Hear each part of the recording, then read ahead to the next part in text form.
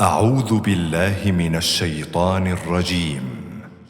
بسم الله الرحمن الرحيم. ألم تر إلى الذي حاج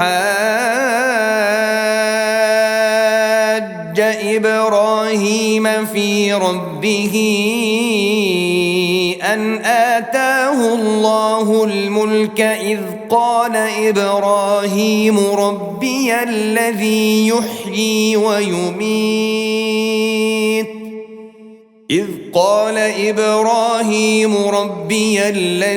يحيي ويميت قال أنا أحيي وأميت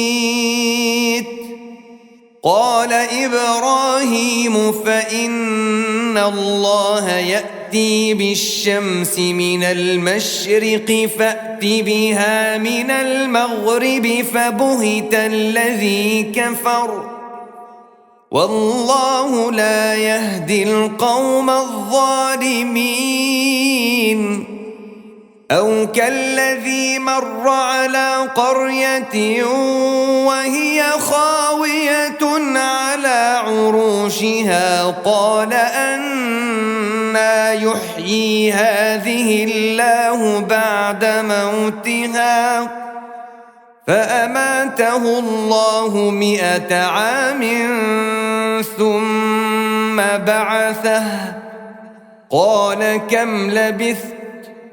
قال لبثت يوما أو بعض يوم قال بل لبثت 100 عام فانظر إلى طعامك وشرابك لم يتسنه وانظر إلى حمارك ولنجعلك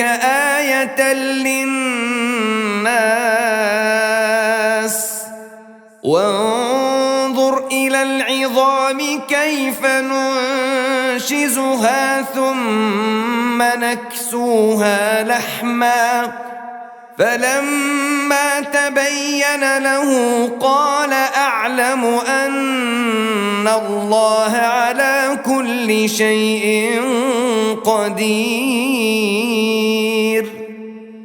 وإذ قال إبراهيم رب أرني كيف تحيي الموتى قال أولم تؤمن قال بلى ولكن ليطمئن قلبي قال فخذ 4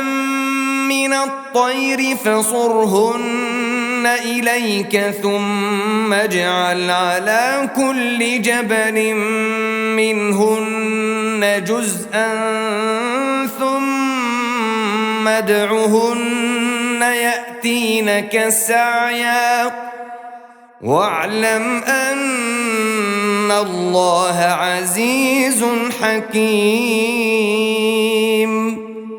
مثل الذين ينفقون أموالهم في سبيل الله كمثل حبة أنبتت 7 سنابل في كل سنبلة 100 حبة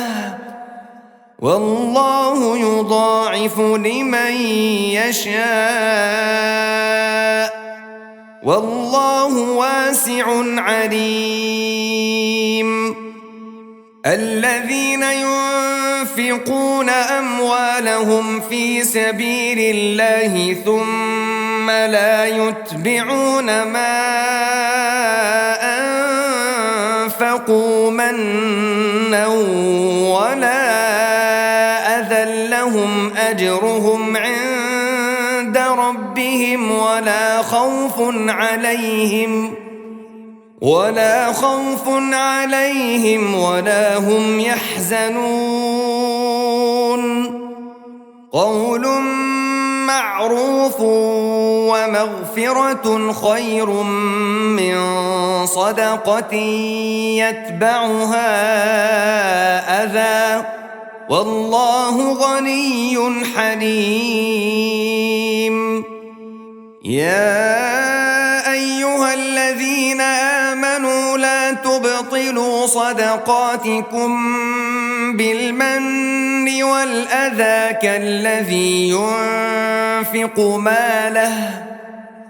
كالذي ينفق ماله رئاء الناس ولا يؤمن بالله واليوم الآخر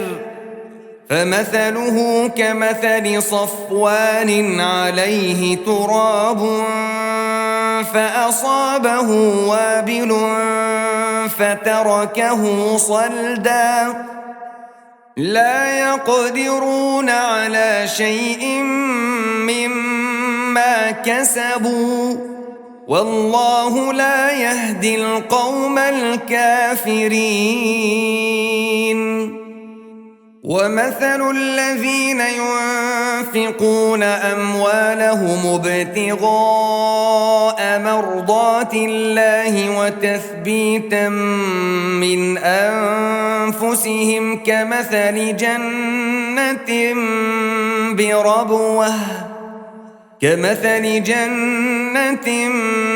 بربوة أصابها وابل فآتت أكلها ضعفين فإن لم يصبها وابل فطل والله بما تعملون بصير أيود أحدكم أن تكون له جنة من نخيل وأعناب تجري من تحتها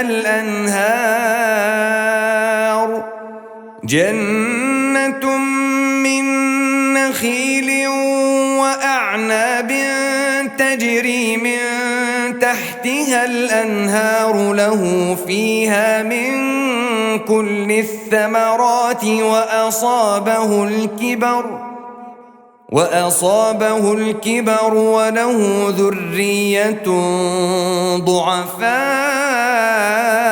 فأصابها إعصار فيه نار فاحترقت كذلك يبين الله لكم الآيات لعلكم تتفكرون